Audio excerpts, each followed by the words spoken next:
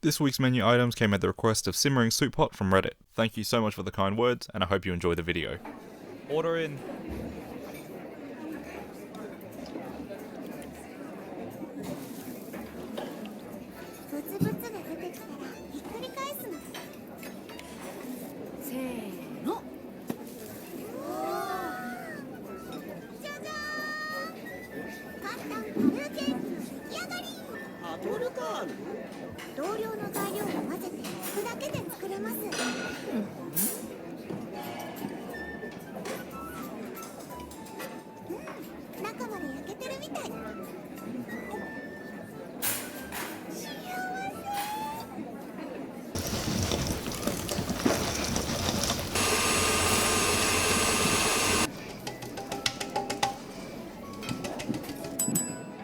Orders up, service please.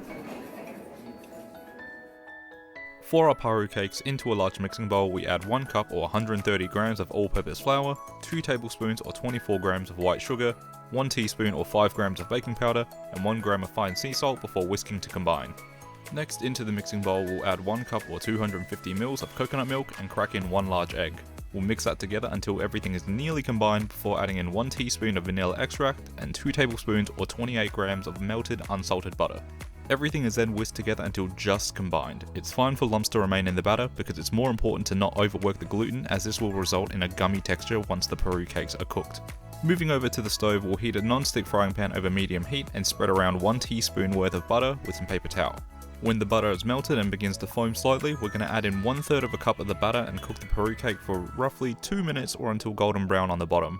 Now in the show, mine says to look for bubbles that appear on the surface of the Parue cake as an indicator for when it's time to flip. However, because this batter is quite thick, it's better to keep an eye on the colour of the base first because it's a much better indicator of when it's time to flip, and you can use the bubbles as a secondary indicator. Either way, once the bottom of the Parue cake is a lovely golden brown, we're going to give it a flip and continue to cook for an additional 2 minutes or until the other side is also a nice golden brown. Once the Parue cake is cooked and well browned on both sides, we'll transfer it over to a plate and keep it warm in a low heat oven. Then from this point we'll simply clean out the pan of any scraps before repeating the cooking process with our remaining batter to complete our Parue cake stack. While we're cooking this second Parue cake, I do want to address that yes, in the show they use the pulp from the Parue fruit to make the cakes rather than the milk. Unfortunately, all my local grocery stores were out of stock of coconut flour for whatever reason, which is why I've opted to use coconut milk instead. If you want to be more accurate to the show, you could absolutely use your favourite pancake recipe and substitute the flour for coconut flour, but do keep in mind that coconut flour absorbs quite a bit of liquid, so you may need to add a little bit more milk until you achieve your desired consistency for the Parue cake batter. Whether you decide to use coconut milk or coconut flour, here you have a very simple but delicious stack of Parue cakes from Ascendance of a Bookworm. Now as for the taste of these Parue cakes, it's exactly what you'd expect. These are simple coconut milk pancakes and they are absolutely delicious. You've got that beautifully soft and fluffy texture with a moist crumb thanks to the fattiness of the coconut milk. They've got just the right amount of sweetness so they can be eaten plain, and the coconut milk provides a very pleasant coconut flavour which is enhanced by the addition of vanilla. Of course, if you wanted to, you could also eat these with all of your favourite pancake toppings, mine being good old maple syrup, because yes, I'm a basic bitch when it comes to pancakes. Don't at me. These Parue cakes are a great way to experience classic pancakes with a new flavour twist, and I'd highly recommend trying these out for yourself at home. But now, let's move on to making some pound cake. So to start off our pound cake batter, we're going to need 225 grams of unsalted butter, softened to room temperature.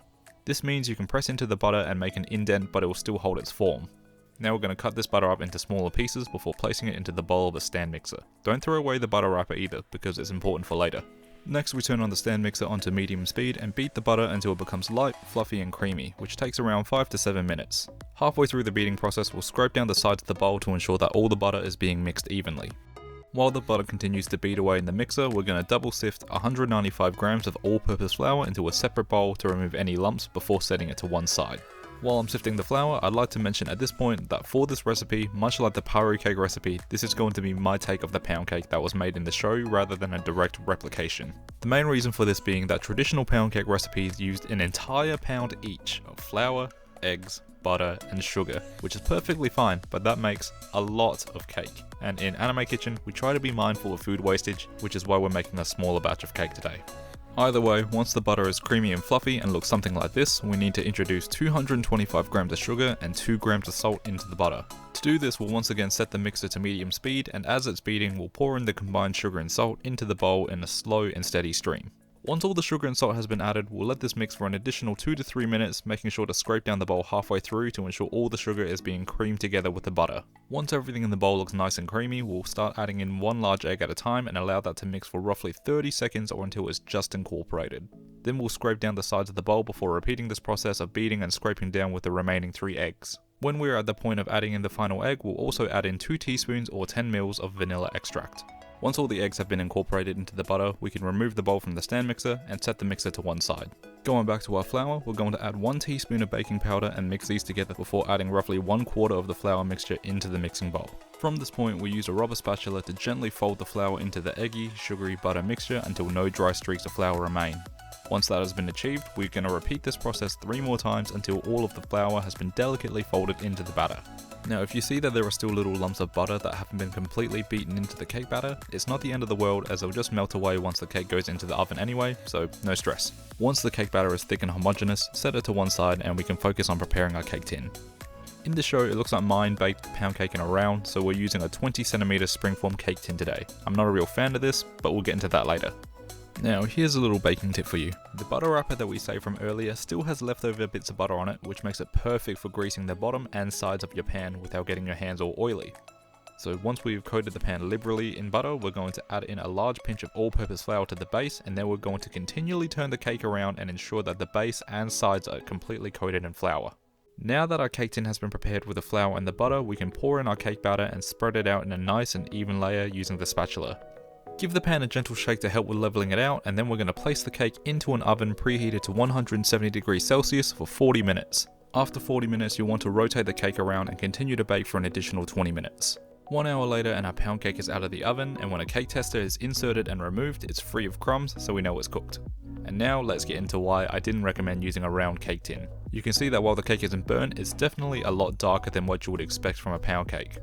Pound cakes are quite dense. Using something like a loaf pan or a bundt cake is what you normally use for a pound cake because they either have less surface area or they are shaped in a way that helps to distribute the heat more evenly, which is ideal for dense cake batters. Using a round cake tin like I have here runs the risk of the cake drying out during the baking process or browning too quickly because there's too much surface area. So unless you're aiming to recreate this pound cake for visual show accuracy like I am, I'd recommend using a 10 by 20 centimeter loaf tin, a bundt cake tin, or possibly a smaller round tin to avoid over browning your pound cake like I've done here. But at least by seeing what I've done, you won't have to go through this experience. With all that being said, we're going to let the cake cool for 10 to 15 minutes in the pan before running a knife around the edges to release the cake, and then we're going to transfer this over to a wire rack to cool further. Once the cake is cooled down but is still warm, we'll transfer it over to a serving plate before cutting ourselves a slice. As you can see, using a round cake tin has given us quite a dark outer crust, and the crumb of this cake, while characteristically dense for a pound cake, may be slightly drier than desired. So do yourselves a favour and use a loaf tin instead. With all of that being said, here is your order of pound cake from Ascendance of a Bookworm. Alright, now let's give this pound cake a taste. So regardless of all the warnings and other recommendations that I made throughout this recipe, I have to admit that this pound cake still turned out really well. While it is a little on the dry side, it has a great level of sweetness that makes it enjoyable without being sickly, and the dryness could definitely be avoided by using a more appropriate cake tin. The darkened crust around the cake provides both a great contrast with a firmer, crisper texture and an almost caramel-like flavour addition to the cake. While it may be a little rough around the edges, pair this cake with a nice cup of coffee or black tea and it'd be very easy to take down a couple of slices. As always my friends, thank you so much for watching today's episode. If you enjoyed it, please let me know by dropping a like down below, and let me know in the comments what food from anime and other media you'd like to see me recreate in the future. Subscribe to the channel for a new menu item every single week, and until then, pull up a chair, unfurl that napkin, and I'll see you in the anime kitchen. Cheers.